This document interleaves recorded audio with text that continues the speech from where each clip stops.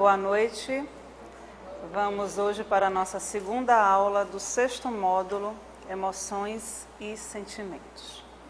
E hoje nós vamos conversar um pouco sobre os sentimentos e tentar também compreender os tipos psicológicos que Jung fala e que Joana também traz na sua obra.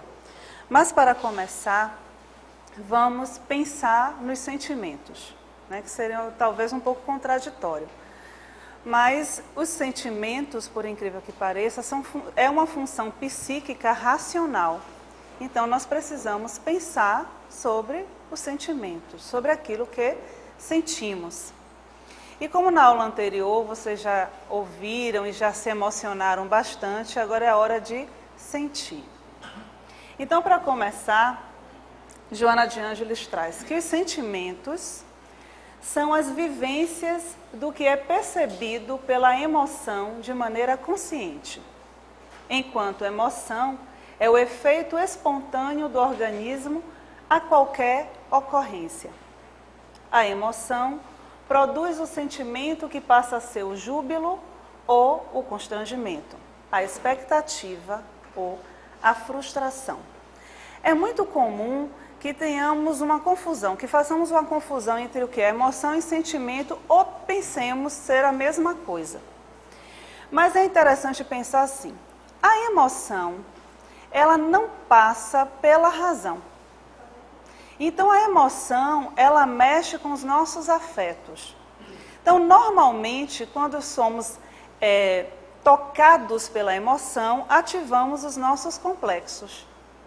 Então, quando temos aquela emoção que vem, ninguém pensa assim, vou ficar agora com raiva, e fica. Precisa acontecer uma situação que vai ativar um complexo, então ficamos afetados, e aí a emoção da raiva aparece. O sentimento, como a própria mentora traz, ele é a vivência daquela emoção. Então, depois que eu sinto e que ativa, tanto que quando somos afetados por essa emoção, temos uma reação também orgânica. As mãos ficam geladas, taquicardia, as pernas ficam trêmulas. Mas o sentimento não, o sentimento ele é calmo, porque ele já é elaborado e é passado pela consciência.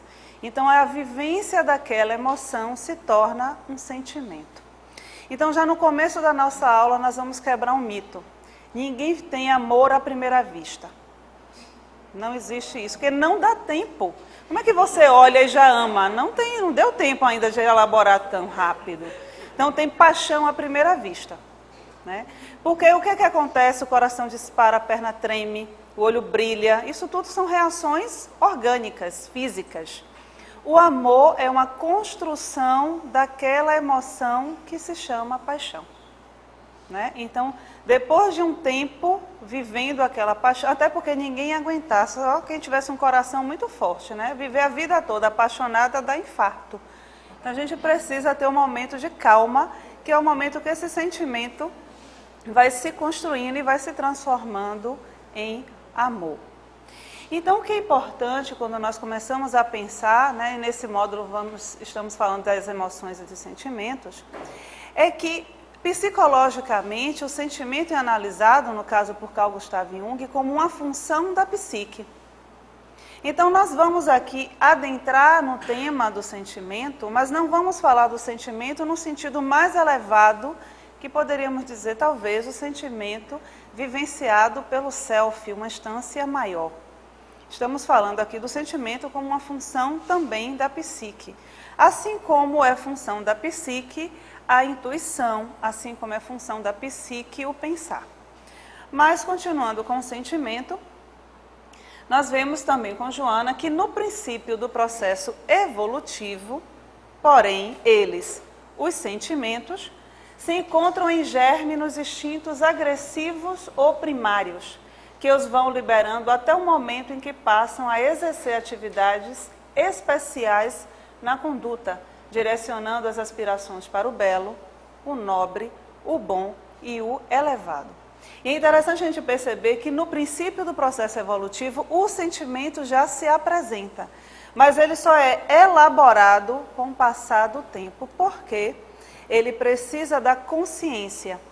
Então, quando o ego vai se estruturando, o sentimento também vai se aprimorando. Então, subentende-se com isso que quanto mais o ser humano evolui e se conhece e amplia a sua capacidade consciente, mais elaborados serão os seus sentimentos.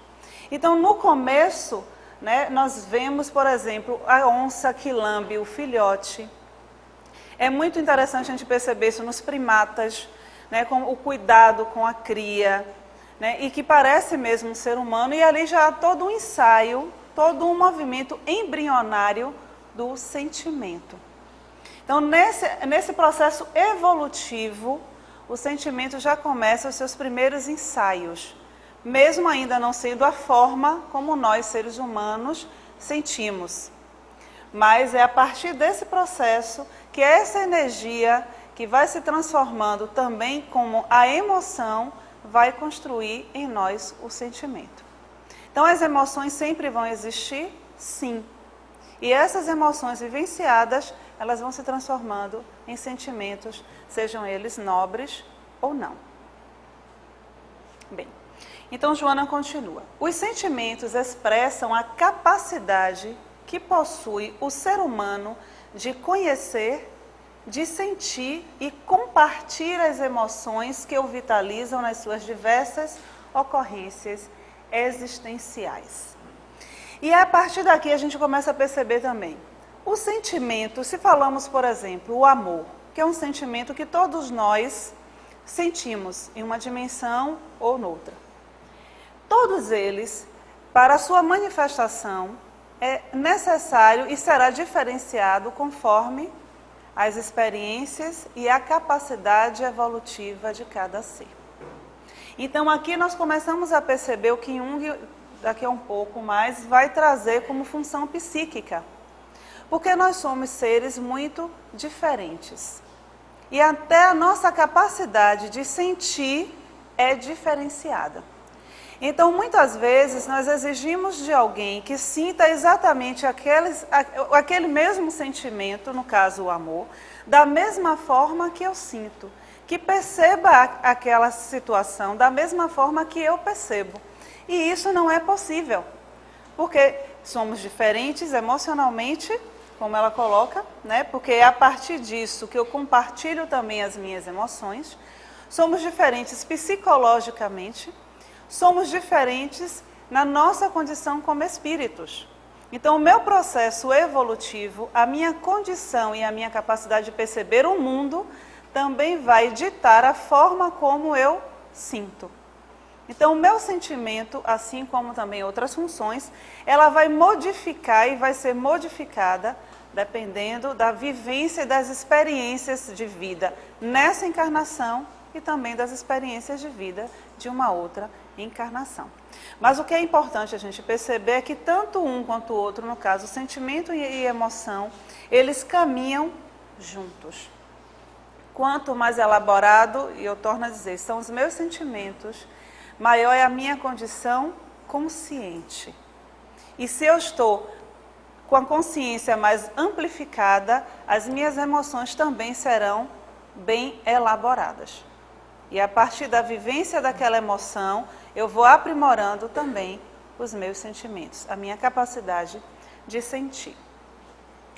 Então, apesar do alto significado que possuem os sentimentos, torna-se necessário que a razão sempre os conduza, de forma que não se transformem em desarmonia. Então, por isso que é interessante a gente pensar que o sentimento é racional. Não no sentido frio da razão, mas no sentido de que é necessário que a consciência participe do processo. Nós podemos imaginar, por exemplo, um animal, um cão. Um cão, quando ameaçado, ele reage, e normalmente reage com uma emoção muito próxima da nossa, quando somos também ameaçados. Raiva. Mas não dá para a gente dizer que um cão, a partir de um determinado tempo, vai começar a transformar tudo aquilo em sentimento, porque falta ao cão a capacidade de tomar consciência. E isso é um atributo do ser humano. Então, tomar consciência faz com que aquelas emoções vividas de forma repetida se transformem em sentimentos. Então, quando nós começamos a pensar nisso e vamos fazendo as pontes, não só com a doutrina espírita, mas também com a própria proposta de Jung, nós começamos a perceber, né, diante de tantos módulos e tantas aulas que nós já tivemos, que chega um ponto que nós, como seres individuais, e que estamos começando a perceber as nossas diferenças, as nossas sombras, as nossas qualidades, e nos relacionamos com os outros, as nossas dificuldades são reais e que acontecem.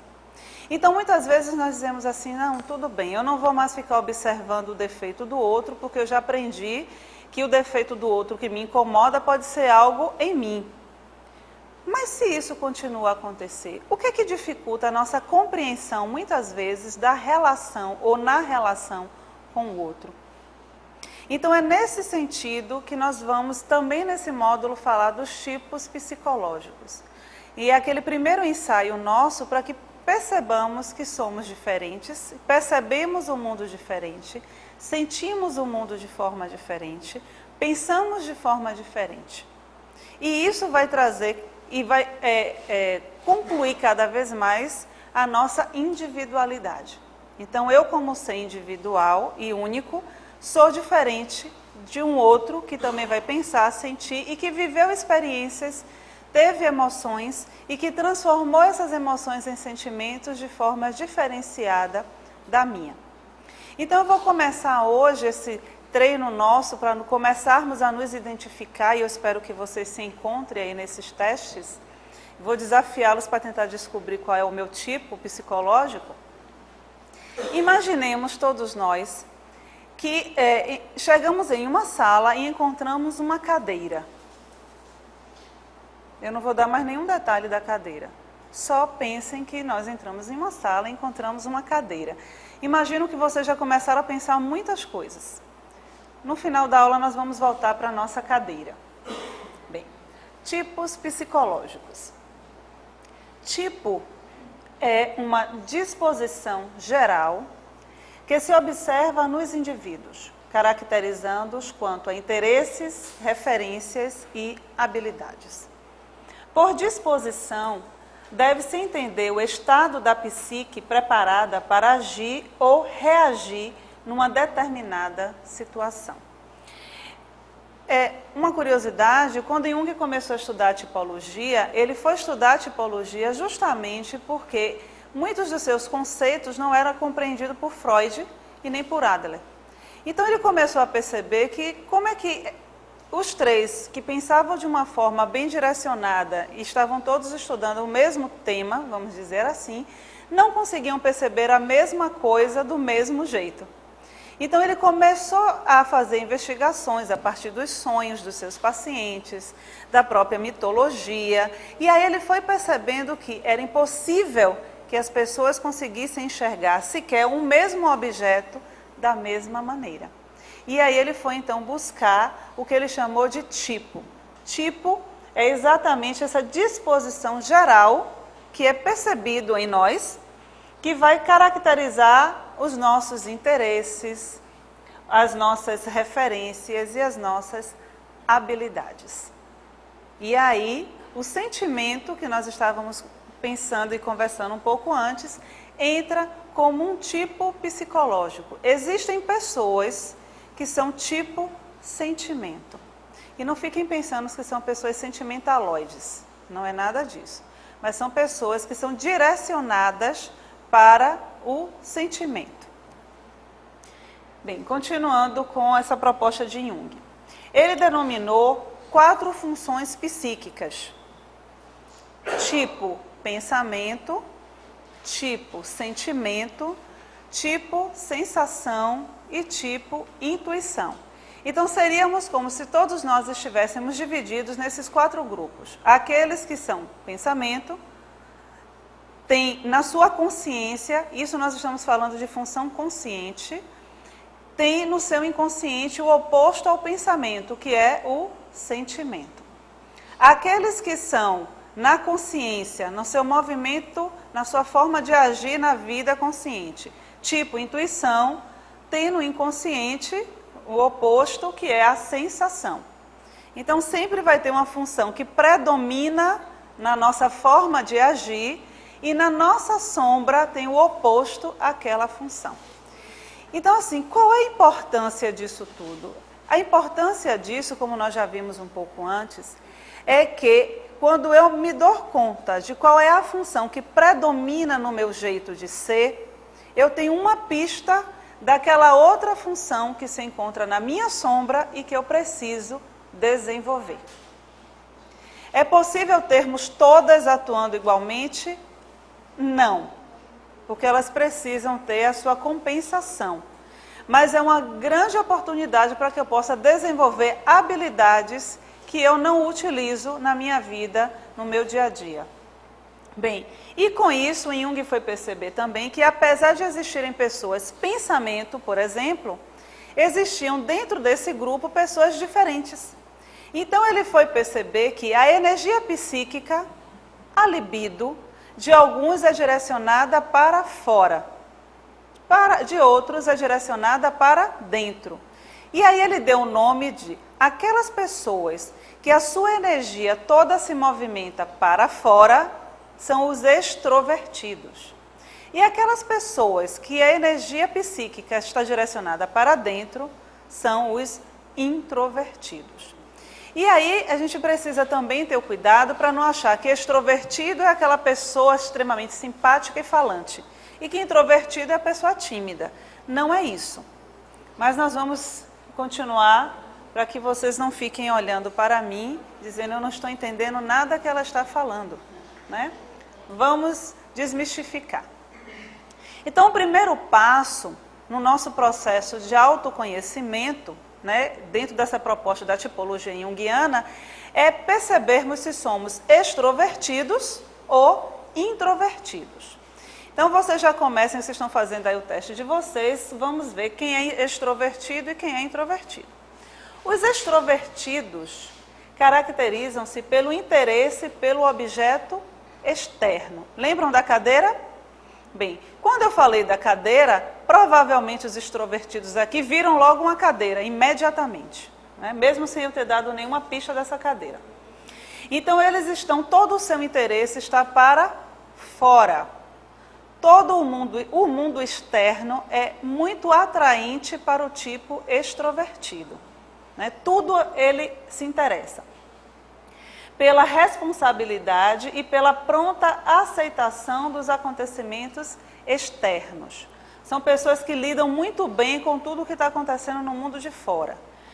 Principalmente, até porque o mundo de fora é melhor do que o mundo de dentro para os extrovertidos.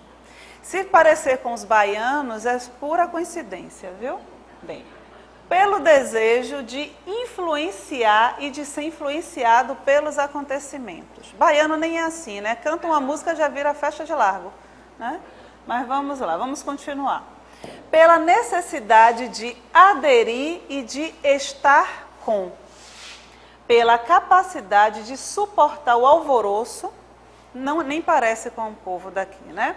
E todo tipo de barulho, e considerá-los até agradáveis, pela constante atenção dada ao mundo circundante, pelo cultivo de amigos e de relações nem sempre escolhidos com cuidado.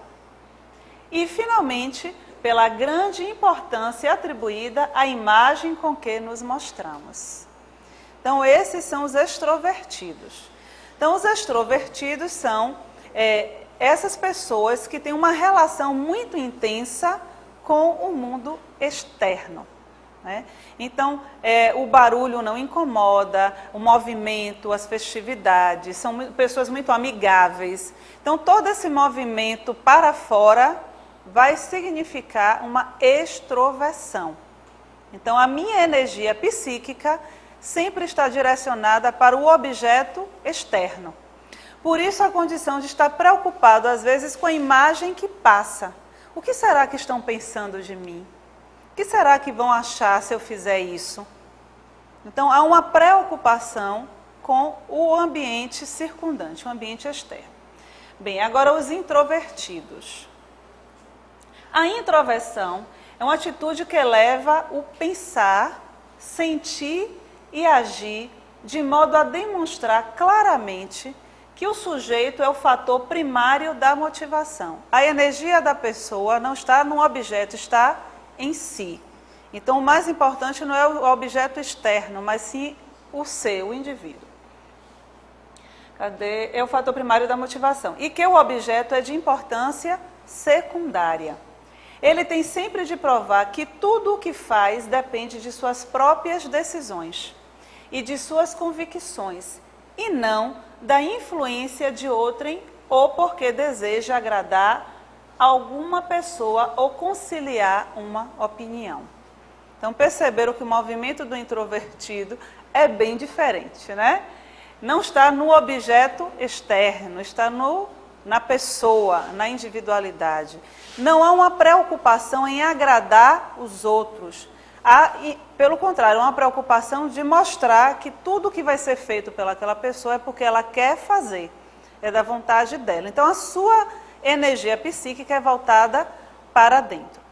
Agora, no nosso desenvolvimento, lá desde criança, né, nascemos e somos educados por pais que podem ser os dois extrovertidos, os dois introvertidos, ou vice-versa, um introvertido ou outro extrovertido.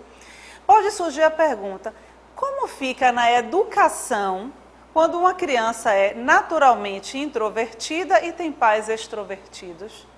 Se a criança não enlouquecer, né, vai ser tudo tranquilo. Mas o que é que pode acontecer? É possível que uma pessoa tenha o seu tipo, a sua energia psíquica, seja direcionada, no caso, para fora, ela seja extrovertida. E que tenha nascido em um ambiente onde essas emoções, onde todo o seu movimento seja reprimido e essa pessoa se torne introvertida? Não. Não. Ela é extrovertida. O que vai acontecer é como Jung vai chamar a atenção. Depois de um tempo sendo reprimida, porque ela não vai poder ser ou demonstrar, por conta do que a gente já ouviu, da persona, de todo o seu movimento de adaptação ao mundo que ela vive, o que vai acontecer depois de um tempo é o que a gente chama da neurose. Então, depois essa pessoa vai desenvolver um sintoma. É comum, por exemplo, em alguns casos, não em todos, é claro, na depressão, a gente pode perceber exatamente isso.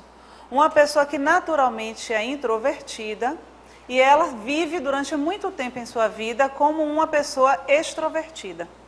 E todo aquele conteúdo que naturalmente é chamado para dentro, porque esse é o movimento do introvertido, e que não é feito, chega um momento que a própria psique puxa essa energia e a depressão vem, o sintoma neurótico vem, para que a pessoa possa se ajustar dentro do seu tipo.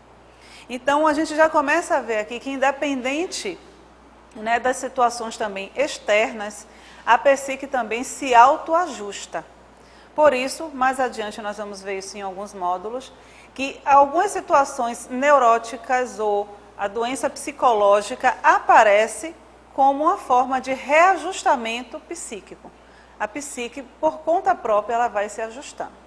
Mas agora que nós já conhecemos o introvertido e o extrovertido, nós vamos para os tipos. Então, vamos lá. Lembram da cadeira? Bem, então, a sensação, que é um tipo, né, uma função psicológica, a sensação, que é a percepção sensorial. Então, quando nós falamos da sensação, nós estamos falando de todos os órgãos do sentido. São aquelas pessoas que são muito sensíveis, ou seja, o ouvido, o nariz, boca, tudo é muito usado, né, por essa pessoa. Então, a sensação, a função psíquica de sensação em mim, me diz que algo existe. A cadeira existe. Quando nós voltamos na nossa caminhada como seres, a criança, lá no comecinho, quando ela começa a engatear, o que é que ela faz com tudo que ela pega? Põe na boca. Então, a gente consegue perceber na criança muito pequena a sensação. Então, tudo ela vai tocar, ela põe na boca, ela cheira. Então, nesse ensaio, essa função começa a ser desenvolvida. Então, no início da nossa vida, né, descobrindo o mundo, a sensação aparece. Então ela me diz que existe algo, existe ali uma cadeira. A função pensamento vai me dizer o que é aquilo. É uma cadeira. A criança naquela fase que pergunta por quê? Por quê? É a função pensamento começando a ser desenvolvida. Então a criança agora que já experimentou tudo, né, ela experimenta tudo mesmo, literalmente, agora ela começa a perguntar o porquê das coisas. Depois disso vem a função sentimento. E o sentimento vai me dizer se aquilo é agradável ou não. Então o sentimento é uma função que me traz valores, julgamento. Sabe aquela fase que a criança começa a assistir os desenhos de heróis e aí ela sabe quem é do bem e quem é do mal? É a função sentimento que começa. A bruxa é má, a princesa é boa, aquela cadeira é boa, aquela outra não. Então a função sentimento é o que vai me dizer se aquilo me é confortável ou não. Vamos pensar na nossa cadeira. Alguém traz uma caixa. E aí somos nós, estamos todos nós aqui, cada um com sua função predominante. Os sensação já começa a ficar, o que será aquilo? São os mais curiosos, né? Os pensamentos vão ficar tudo assim, Os sentimentos vai começar a dizer, será que eu vou gostar da surpresa? E aí vem os intuição. A intuição vai nos dizer de onde vem e para onde vai. Aí a criança que agora já fez todas as perguntas do porquê e já sabe quem é bom e quem é ruim, começa uma nova fase. Mãe, eu nasci como? De onde vêm as crianças? Quando morre, vai para onde? Função, intuição, começando a desenvolver. Depois de tudo isso, nós vamos crescendo e aí por conta das vivências, de todas as nossas experiências, da persona, aí essas funções vão se encaixando e vamos ver qual vai ser aquela que vai predominar na minha forma de ser. Então, na nossa caixa aqui dentro tem uma cadeira, e aí vamos imaginar que se tirou essa cadeira, uma cadeira muito bonita, acolchoada, com tecido, né, especial, bordado. Então, aqueles que são sensação, vão dizer, uma cadeira, né, e aí já vão sentar na cadeira, aquela coisa toda. Quem é pensamento provavelmente vai ficar pensando, mas por que trouxeram essa cadeira para cá? Qual a intenção que está por detrás dessa cadeira? Esses são os pensamentos. O sentimento vai dizer, mas que linda essa cadeira, que coisa mais fofa, é a fofinha, vai pegar, vai sentir. O sensação vai passar a mão lá no tecido, vai ver se é seda, se é veludo. O intuição vai ficar perguntando, mas quem será que já sentou nessa cadeira? Que século? Será que alguma rainha, algum rei? E vai ficar, nem vai perceber qual é a cor da cadeira, provavelmente, quando a cadeira for embora. Né? E aí nós vamos percebendo a diferença e provavelmente a manifestação diferenciada das emoções e também dos sentimentos, justamente por conta da minha forma de perceber o mundo e como a minha energia psíquica é direcionada para o mundo. Se ela for direcionada de forma extrovertida, eu vou perceber tudo primeiramente no objeto. Se ela for introvertida, tudo vai se referir sempre a mim. Então aquela cadeira não é apenas uma cadeira para o introvertido. Precisa saber se dentro de mim existe alguma referência que me diga se aquela cadeira é interessante ou não. O extrovertido senta na cadeira, sem nenhuma preocupação. Né? Para o sentimento, então nós vamos percebendo que as minhas experiências, por isso que nós dizemos que se você está em um grupo, e esse grupo, vamos imaginar um tribunal de um juiz, e aí as testemunhas oculares, é muito provável que 5 pessoas que tenham assistido a mesma situação narrem de forma diferente. Justamente por conta disso, porque o sentimento vai trazer toda a dramaticidade da cena. O intuição vai deixar todos os detalhes passar. O sensação vai te contar todos os detalhes com riqueza mesmo, né? É capaz de saber até a marca do perfume que a pessoa usava. O pensamento vai trazer todas as intenções que estavam ali, provavelmente por detrás da atitude de cada pessoa. Então, com isso, nós já temos a riqueza, né, que somos. Então, Joana vai chamando a atenção principalmente para a função intuição, né? Diante dessas funções, como eu falei para vocês, no nosso próprio desenvolvimento, a mentora chama a atenção que, analisando a função da intuição proposta por Jung, somos, entretanto, de parecer que a mesma procede do self, como percepção que abre as portas da paranormalidade para a aquisição dos conhecimentos que independem do sentimento, do pensamento e da sensação.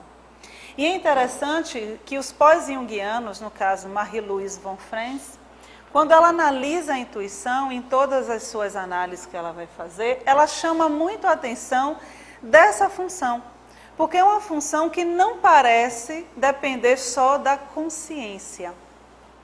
E ela vai chamar a atenção como a intuição precisa de um olhar mais profundo e que vá além da consciência, né? E aí a mentora já traz isso, né, para nós, confirmando que a intuição procede do self.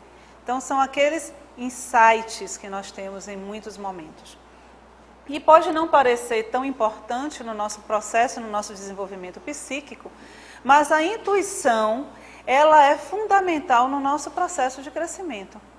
Porque quando temos esse insight intuitivo, essa conexão com o self, muitas vezes nós temos respostas que a própria consciência, ou seja, o ego, não consegue abarcar. Então, aqueles momentos, e aí nós chamamos a atenção da importância da meditação, né, daquele momento de silêncio exterior e também de um silêncio interior, de uma conversa profunda consigo mesmo, né, de todas aquelas perguntas que nós fazemos, porque é nesse processo de conexão comigo, consciente inicialmente, que a minha própria psique pode me mandar uma resposta, um símbolo, que é como aparece nos sonhos às vezes. É interessante um caso de um homem, um empresário, e ele era uma pessoa muito pobre e que ele era tipo intuitivo. Então ele tem uma visão extremamente aguçada para as coisas que vão dar certo. E esse homem então conseguiu de uma situação simples transformar aquilo em uma grande riqueza e se tornou um grande milionário. Com o passar do tempo, esse homem que estava com a sua função, intuição, sendo usada o tempo todo para o sucesso profissional, tem como oposto a si a sensação, né? Então ele não estava usando muito a sensação. E esse homem tem um sonho. E nesse sonho, ele encontra um homem vestido todo esfarrapado. E esse homem olha para ele e diz assim, ele começa a ter uma doença, um sintoma físico, e esse homem olha para ele e diz assim, olha, tem uma forma de você não adoecer mais. Você precisa entrar em contato comigo. E ele não entendia o que era esse entrar em contato comigo. E esse sonho persistia e a doença aumentava, os sintomas aumentavam. Certa noite, ele no sonho pergunta a esse homem esfarrapado, como eu posso entrar em contato com você?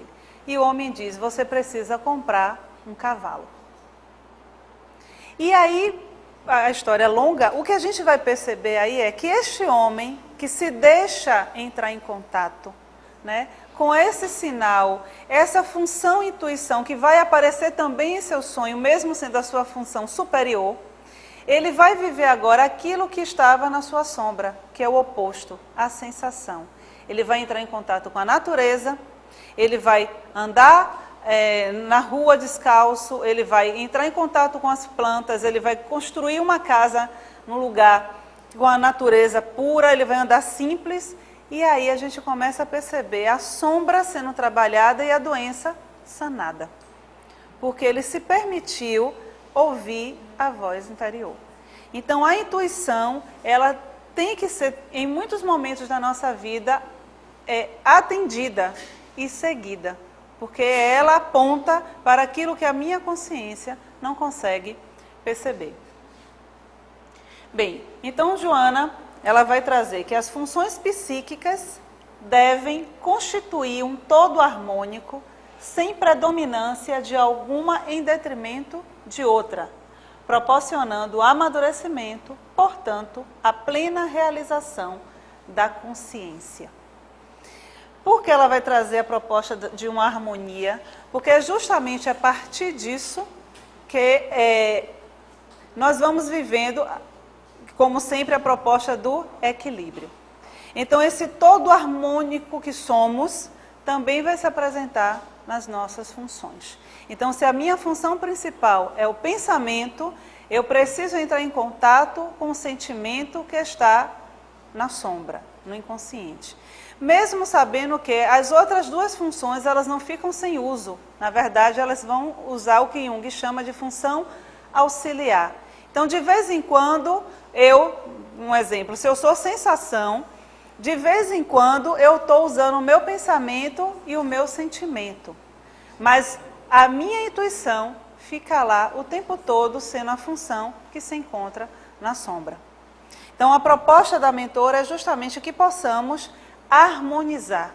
Porque a partir do momento em que eu entro em uma harmonia, né, das minhas funções, eu também entro em um contato mais profundo com o eu que sou, com as minhas emoções e também com os meus sentimentos. Então, essa é a proposta para que a gente possa, de fato, começar a compreender não só a pessoa ou o indivíduo que sou, mas que agora, a partir de agora, eu também possa perceber que a minha relação com o outro, ela vai ser diferenciada, porque o outro é um ser realmente diferente de mim, que sente, que pensa, que intui, completamente diferente de mim. E para isso, quando eu me compreendo, quando eu me aceito, quando eu me percebo, eu também favoreço que a minha relação com o outro se torne uma relação mais profunda e mais verdadeira. Até a nossa próxima aula.